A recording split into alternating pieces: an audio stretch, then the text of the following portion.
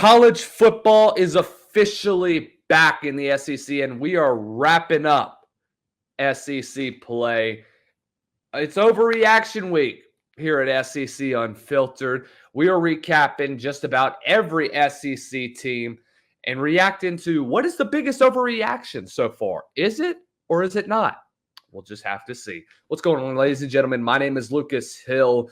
Make sure you like, subscribe, and turn on the bell notifications so that every time you are notified for a video on SEC Unfiltered.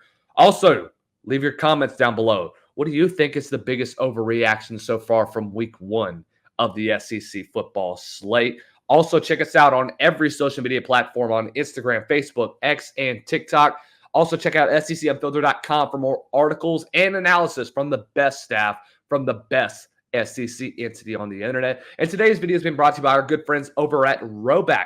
Going over to RHOBACK.com and use code SECU for 20% off of your first purchase. That's on all polos, on all hoodies, on all nice shorts, whether for a tea time or just to look nice for the football season. Just going over to RHOBACK.com for the best clothing brand for the best price.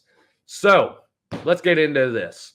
The biggest overreactions from the weekend, from every SEC team. Let's start off with the Arkansas Razorbacks, who showed out against Arkansas Pine Bluff. There was a bit of talk, a bit of smack talk between Arkansas Pine Bluff's head coach throughout the week, but they didn't even come out to play. 70-0 blowout. I mean, offense was clicking all over the field for Arkansas. And the biggest thing I recognize is that Jaylen Green is sure if he was going to be able to adjust in Bobby Petrino's offense, but he's perfect for it. He's not going to be Lamar Jackson, but he is a fantastic asset in this offense. Bobby Petrino is the guy. He is the guy to look out for in the offensive side of the ball. I do think he may win a Broyles Award as well this year if Arkansas keeps up with their offensive production. He's in a much better system with a much better offensive line, Jaylen Green is, and he showcased his dual threat capability all game yesterday. You saw him scramble out of the pocket and make plays with his feet. You saw him stand in the pocket and be able to throw dimes on a rope. I mean, you saw some great throws from Jaylen all day. So the biggest overreaction is that this Arkansas offense may take a step up in 2024. I don't know yet. I don't know if it's an overreaction or not an overreaction. Now, you're going up against an Oklahoma State team that did give up almost 400 yards of total offense to South Dakota State last week. And you're facing a much, much better quarterback in Jaylen Green. There's nothing wrong with Mark Gronkowski from South Dakota State. He won the Walter Payton Award last year. But with Green, you're getting more of a scrambling quarterback, and you're going to see a guy that really loves to use his feet and is going to really throw on a rope. I mean, you saw that a lot last week. So, first big test for Arkansas. If they come out with an upset win next week in Stillwater, holy cow, this changes the tide around for Sam Pittman's job. He would be at Bobby Petrino's feet kissing it because he was able to save his job if they are able to get out of this game with a win.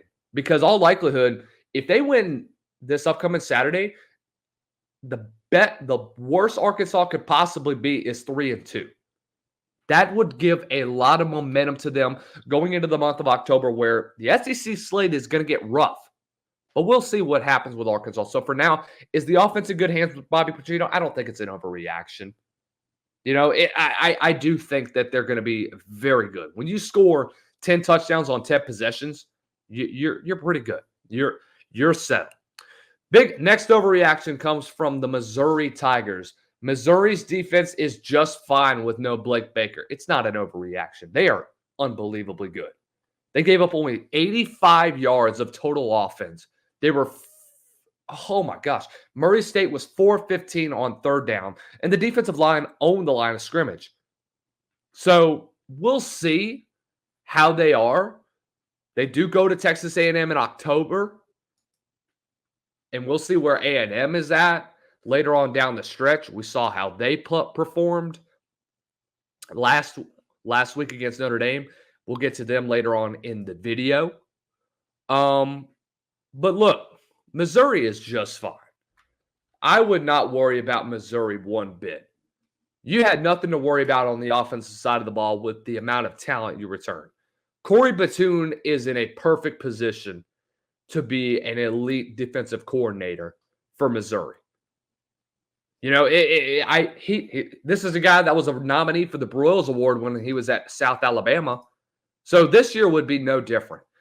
Now, you're not really going to get a decent test until you play Texas A&M on October 5th. I will say, though, Vanderbilt could be one to look out for because of how Diego Pavia performed against Virginia Tech as well.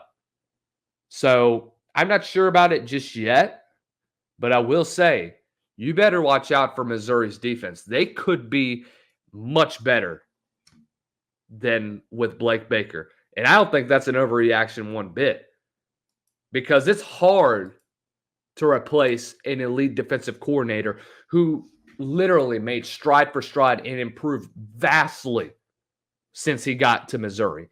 And now when you get a new defensive coordinator in Corey Batoon who has to take over the reins, Missouri is in a great position to really capitalize off of their opportunities on the defensive side of the ball. Their defensive line has owned the line of scrimmage. Edge-wise, you got pressure consistently, got 4 sacks on the day. You're going to be good on the defensive line. There is no question about that. Going to Oklahoma. The offensive line is in trouble. Overreaction or not an overreaction? I do think it's not an overreaction. When you looked at that interior against Temple, a team where you're not really going to see a lot on the defensive side of the ball, holy cow, they did not look good whatsoever. The interior got pushed back. Temple owned the line of scrimmage. They were 1 of 12 on 3rd down. Now, you can get away with it against Temple, but when SEC play starts, and guess what? They got Tennessee in 2 weeks. So if you think you're going to be able to get away with it against Temple, that's fine. You're not going to be able to do it against Tennessee. I guarantee that. Because Tennessee has a heck of a lot better defensive line than what Temple has. They also have the number 1 pick in next year's draft as well. You think that they're going to just come in and perform the same way they did against Temple? If I'm Brent Venables, I am getting in Bill Bedenbaugh, who is one of the highest paid offensive line coaches in college football, who's been around college football almost forever in the 21st century. I mean, this guy is making $8 million, almost $1 million to coach offensive line. And the interior just looks like garbage. He's been around Oklahoma since 2013. He's coached good offensive lines before. This isn't his first rodeo. Brent Venables tells him, hey, we're paying you almost $1 million to do great things with this offensive line. We have a young quarterback. This isn't Caleb Williams. This isn't Baker Mayfield. This isn't Kyler Murray. This is a brand new quarterback that we need you to protect. That we need your offensive line to do much better than what we saw against Temple. I guarantee you, when SEC play starts, don't be surprised if they get exposed. That may be their Achilles heel all year. Because what happened then is what's going to eventually lead to their downfall as the season goes on. And people have them at 7-5. I don't think they will, but if this offensive line doesn't improve, make no mistake, this could be a 7-5 Oklahoma team. And it will be a very, very disappointing year. And by season's end, don't be surprised if Brent Venables' seat heats up if this is the case. Going on over, how about the boys from Nashville The Vanderbilt Commodores coming out with an upset against Virginia Tech. Here's my overreaction. Diego Pavia is not the 16th best quarterback in the SEC. Well, he proved that last week. You saw what he could do with his feet and with his legs. The transfers that are now in the SEC at quarterback have really shown out. I'm really impressed with these guys. I was skeptical about Taylon Green. He showed out.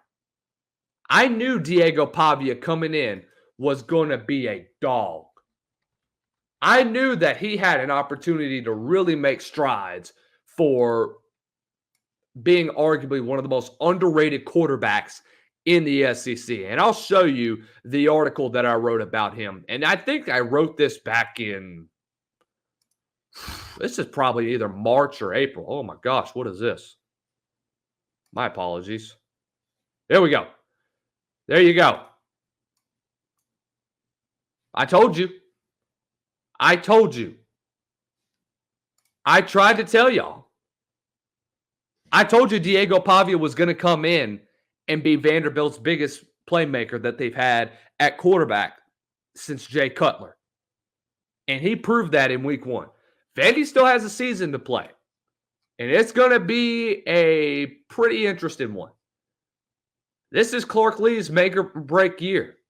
And Diego Pavia could be the reason that he has his job saved.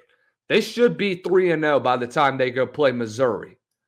They should beat Alcorn and they should beat Georgia State. They should. They haven't had much success against the FCS, and it's been very close recently. So I wouldn't really give all of my money to how Vanderbilt will perform the next couple of games. But Pavia is not the SEC's worst quarterback. I can tell you that by a long shot. This is a very good quarterback. And he has pieces around him that were from New Mexico State last year that's now at Vandy. And he's going to be in a great position to have a fantastic season for this offense. Tim Beck called a great game against Virginia Tech. I mean, a great game. I have nothing bad to say about how Beck did. I was high on Tim Beck at the start of the year, and I'm going to still be high on him by the time that the season ends. But we'll see. We'll see. Going into Georgia, the boys from Athens just came out and smacked these cats. 34-3 blowout over Clemson. I'll tell you what, though, a little bit side note on Clemson. Dabo better start using the transfer portal. He better get out of that old habit because they owe him a lot of money. You don't win through the high school recruiting anymore. You don't win through developing players. You got to get guys that can come in and make a difference on day one. And unfortunately for Dabo, he used to get away with it back before NIL was a thing. But now you got to start utilizing the transfer portal to your advantage. You got to get an upgrade at quarterback. Cade Klubnik is just not the guy. DJ Uyunglele wasn't the guy either. Unfortunately. You've hit or miss since Trevor Lawrence left after the 2020 season. And now you're in a bit of a pickle with Cade Klubnik as your feature quarterback, who didn't really look good in week 1. Apart from that, I have 2 overreactions / not an overreaction. Here we go. Carson Beck will win the Heisman. Let's start it off. I don't think that's an overreaction.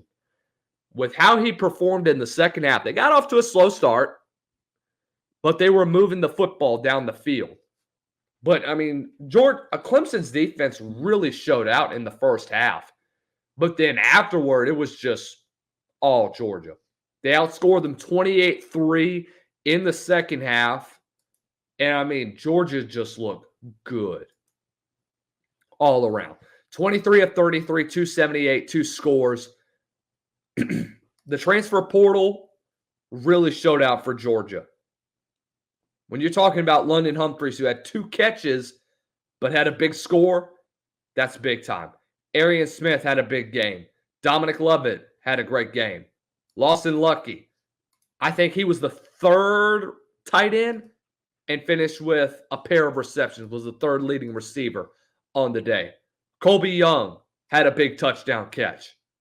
Listen, Colby Young in the back of the end zone in the red zone is going to be a monster.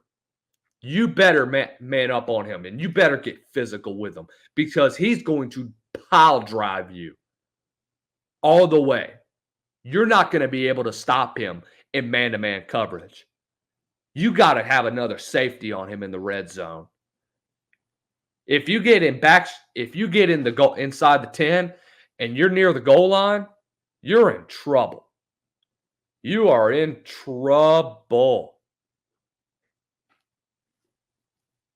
So I don't think that that's an overreaction that Carson Beck will win the Heisman Trophy. It's not just because of the amount of talent that he has as a receiver. He has the intangibles to do everything right. He's going to be an elite quarterback and may be either a top 5 quarterback going into next year's NFL draft. How about the Tennessee Volunteers? Oh, wait, I forgot to mention my other overreaction. I thought Jaylen Walker will be the next great linebacker to come from Georgia. Yeah, I think that that's the case. He's coming off of a great year last year, had 5 sacks, and then finished off the year with 6 tackles and 1.5 sacks. Jaylen Walker's a dog. His draft stock is going to be really, really elevated. I think he may be one of the first linebackers taken in the NFL draft. I'm very high on this guy. I think that he's going – he kind of surprised – everybody talks about Michael Williams and Malachi Starks and all that. Jaylen Walker is a guy that really doesn't have his name called out a lot. And I think that he deservedly needs more talk because he had a great year last year in the times that he did get to play. He played in all 13 games, but the amount of depth that was at the backer position was just so much. And now when you get him in that starting role, you're going to see him be able to elevate his game just because of he's learned from Bulldogs from the past. So I wouldn't worry about Jaylen Walker being a top, maybe even a first-round pick next year. I think he has that type of capability as well. Let's go on over to Tennessee. Nico Iamaleava is the guy. Is it an overreaction or not an overreaction? No, I don't think that's an overreaction at all. It's hard to say that when you go 22 of 28 for 314 in one half of football, and then you just put on the headset in the second half. Yeah, yes, it was against Chattanooga, but I mean, Josh Heupel should be salivating over Nico Iamaleava because you get him back next year too. That's the better thing about that is that he is going to be a specimen when it comes down to everything. I mean, he has great pocket awareness. He has that ability to run. His receiving core is unbelievable. Chris Brazzell, Squirrel Wright, each had a great game. Dylan Sampson had a great game. I think Dylan Sampson was actually on the SEC Player of the Week list as well. But he had a great game. He had a fantastic opening game. I think he had over 100 yards throughout the game as well. Yeah, 12 carries, 124, and 3 scores. And he only played a half of football. I mean, come on. He's going to be a dog. I played against him whenever he was at Woodlawn.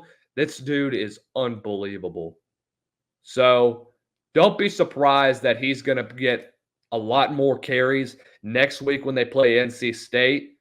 NC State's got a top 50 defense, and they're bringing back a lot of good players. So Tennessee's going to get ready to bow up. I like this matchup.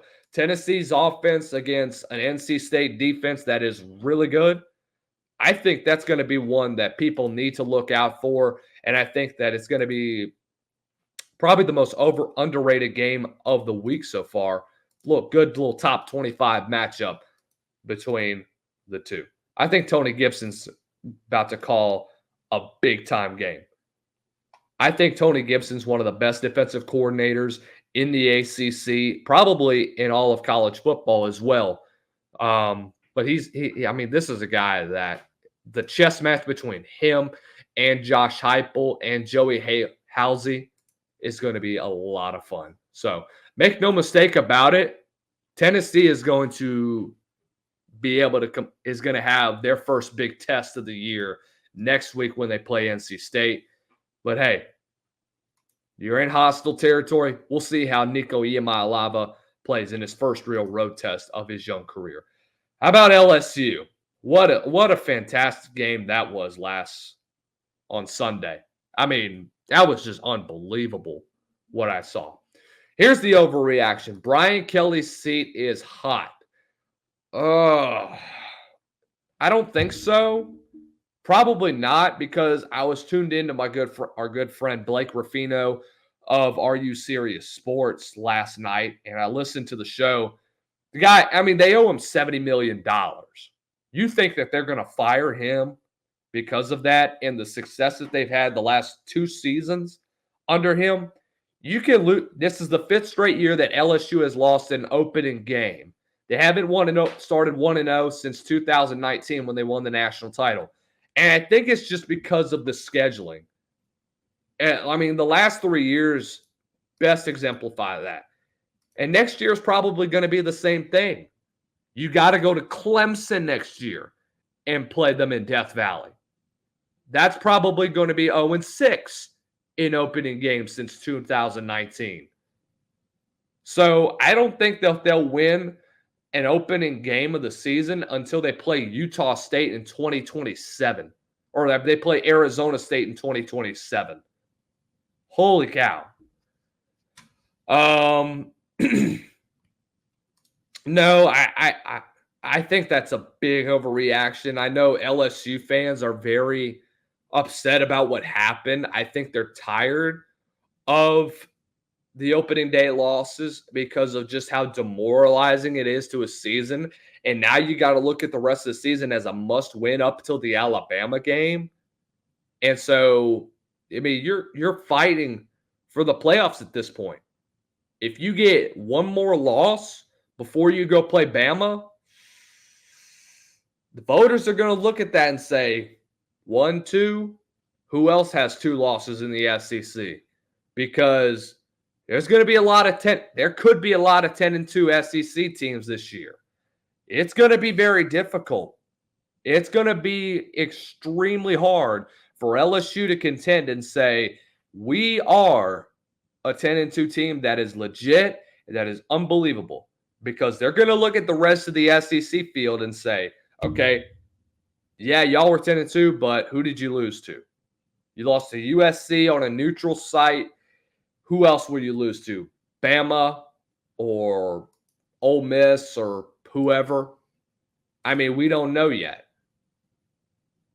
LSU needs to get off to a better start because you get Nichols next week. You go to South Carolina.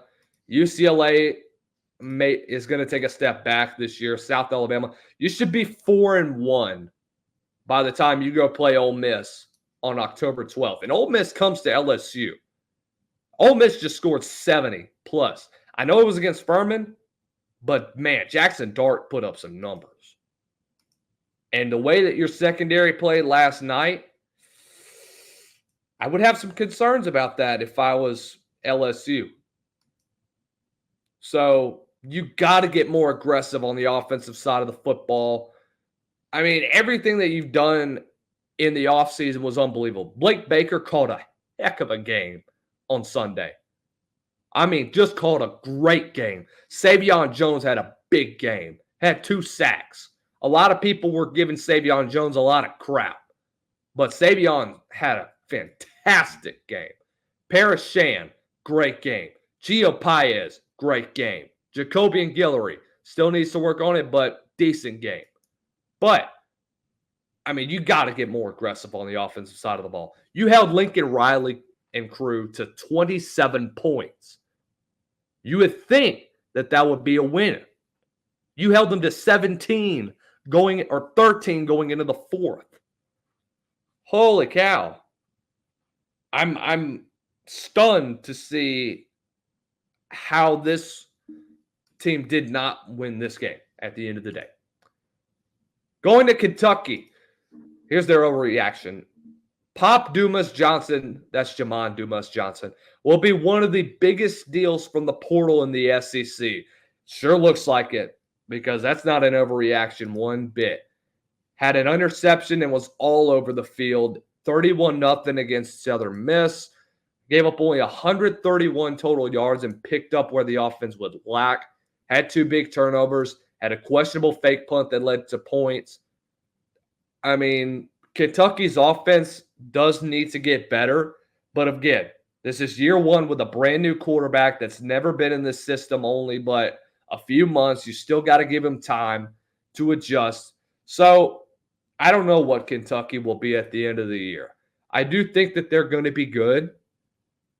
But if they come away with 8 wins on the season, I wouldn't be surprised. I think that's a win. They go to South Carolina next week. I think they could pick up a W there. They go to Georgia. They got Georgia coming to Kroger Field. What a battle that will be between the starter and the backup of last year for the Bulldogs going at it. But if you can get to 3-2 at the end of the year, you have an opportunity to potentially win 7 or 8 games at the end of the year. So we'll see what happens with Kentucky in there. But, I mean, Jamon Dumas Johnson could be a first-team All-SEC guy at the end of the year. If he stays healthy and plays like he played last week, he's going to be a dog. Make no mistake about it. Florida overreaction. Oh, Lord, you could give me 15 of these. But I got to narrow it down to one, and I think it's obvious for everybody. Billy Napier will not finish the season as the head coach. That's not an overreaction. That is not going to happen. I spoke in a video with Dr. SEC back in August that the last 3 head coaches for Florida did not finish the season. Will Muschamp,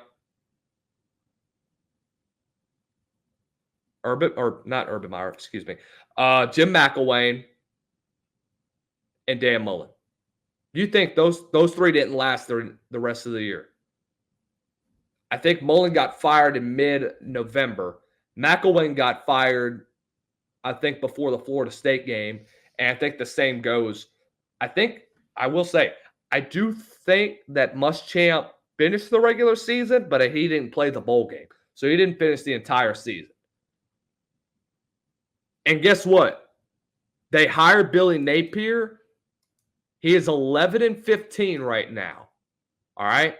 He's 1-8 against his rivals, 2-11 against ranked teams, 9-4 against unranked teams. You think, oh, well, this is 9-4. Well, 4 of these wins are FCS and non-Power 4 teams. This is the kicker right here. He's 2-4 against Missouri, Kentucky, and Vanderbilt. They're on a 6-game losing streak. And you thought last year was going to be an improving year. They started off 5-2. They're looking good. And then they absolutely lay a goose egg in their final 5 games and miss a bowl game.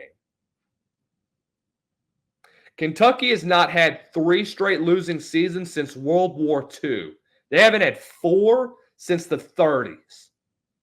You think Billy Napier is going to be able to finish the season after what we saw against Miami and what Cam Ward did to that defense? You better think again. He could be fired after, I think, the Tennessee – no, not the Tennessee game. I think he could be fired maybe after the cocktail party.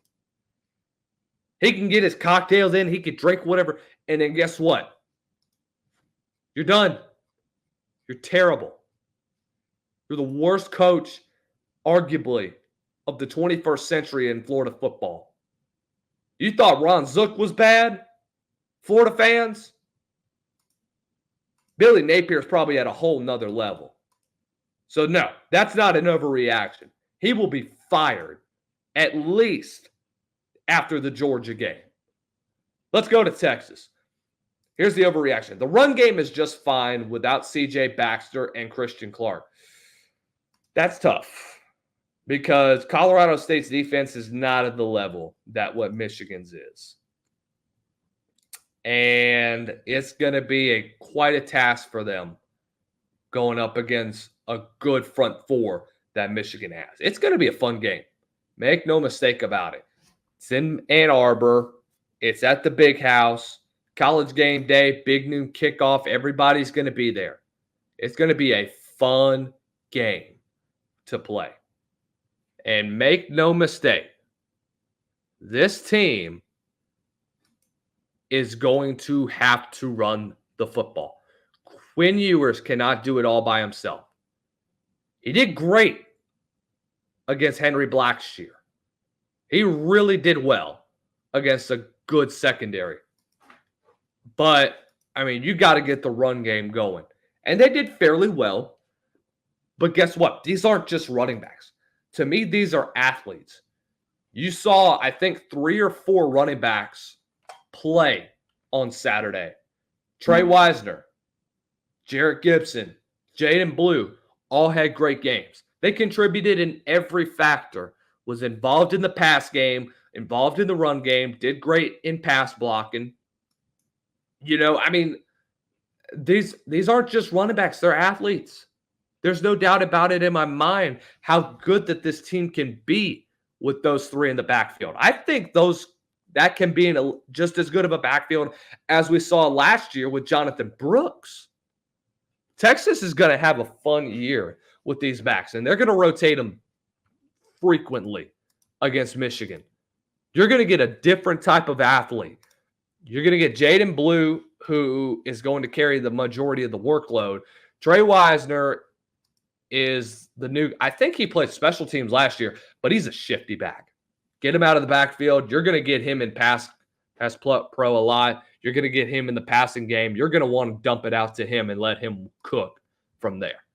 So that's not I don't know if that's an overreaction or not. But I think after Michigan, we'll see really if they're good without them or not. Let's go to South Carolina. Oh my gosh, what a disaster we saw. Shane Beamer could be fired at the end of the year. At the beginning of the year, I wanted to give him a pass because this was a young team. This was a rebuilding phase for Shane Beamer.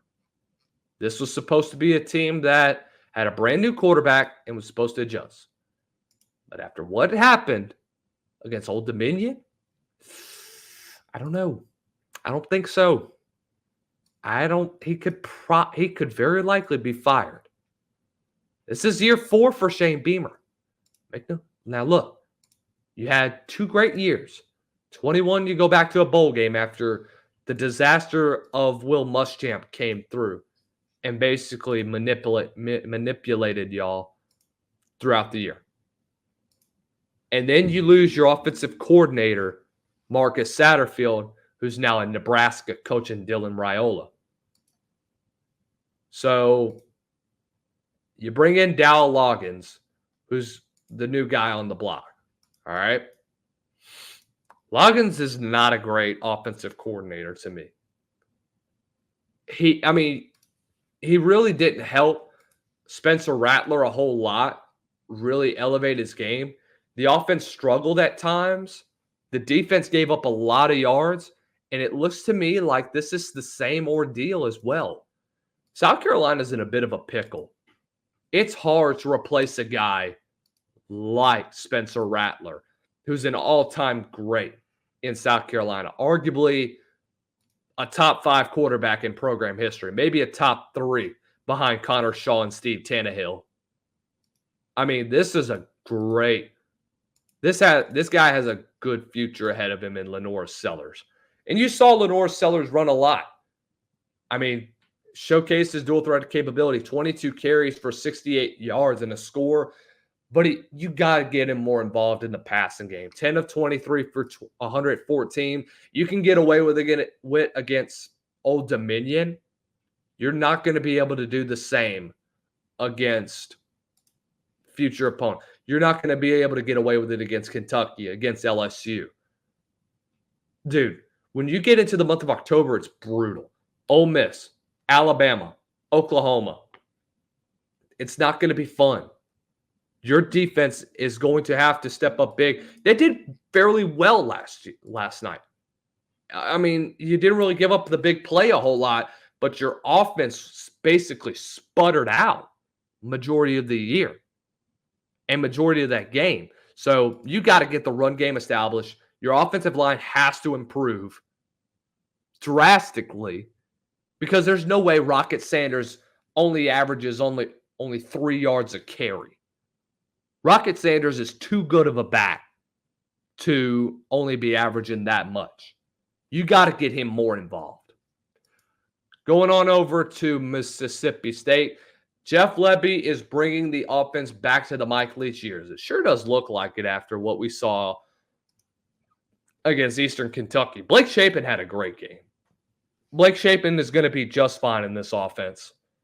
I think Jeff Lebby is in a position to where he can help a guy like Blake Shapen succeed. I mean, the SIP is going to be fun to watch in that Egg Bowl. I can't wait to watch an offensive matchup that consists of Jeff Lebby and Lane Kiffin together. And it's going to be so much fun to watch these teams go at it in the Egg Bowl.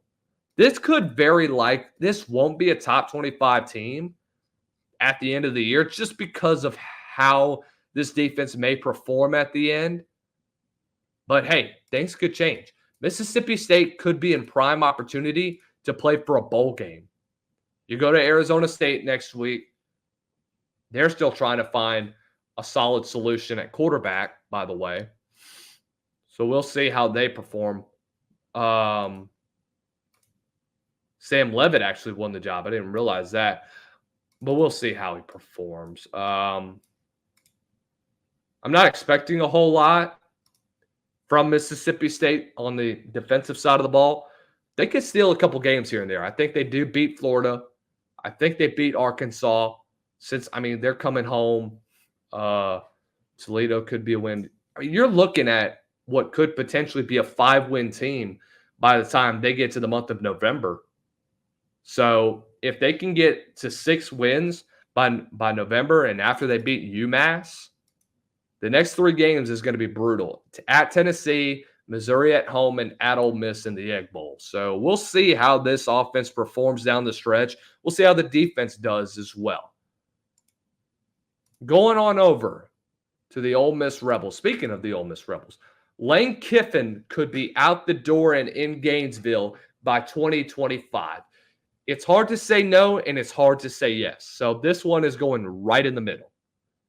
If you remember back in 2022, there was talks of Lane Kiffin potentially leaving Ole Miss to go to Auburn. There was a lot of talks and a lot of negotiations, and then Lane Kiffin basically shut that down. Lane Kiffin wants to leave Ole Miss. We've been talking a lot about it. I mean, he doesn't want to be in the same atmosphere that you see in Oxford, Mississippi. I mean, he wants to be in Gainesville. He wants to enhance his brand. I think he may want to just go somewhere bigger. And I'm telling you, Florida is willing to pay as much as they can to get Lane Kiffin there. Will it happen? I don't know. But I'm telling you right now, this could potentially be an opportunity for Lane Kiffin to leave.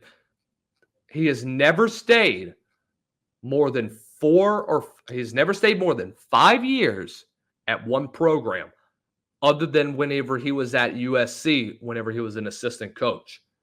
Ever since then, he hasn't lasted more than 4 years, more than 2 or 3 years at a program. Now, this year is a bit different, knowing where he's at, but you know he wants to leave.